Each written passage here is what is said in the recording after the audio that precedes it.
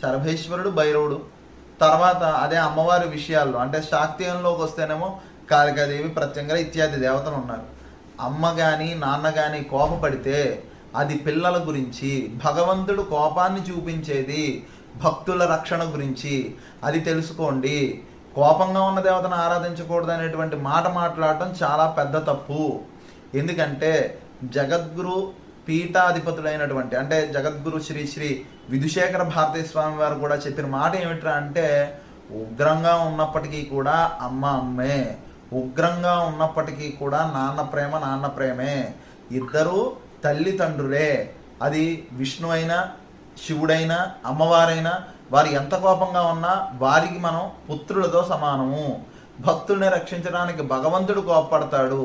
దాన్ని అర్థం చేసుకుని మనం ఉగ్రదేవతల్ని ఉగ్రంగా పూజించక్కర్లేదు, కానీ నిగ్రహంతో చక్కగా పూజించవచ్చు.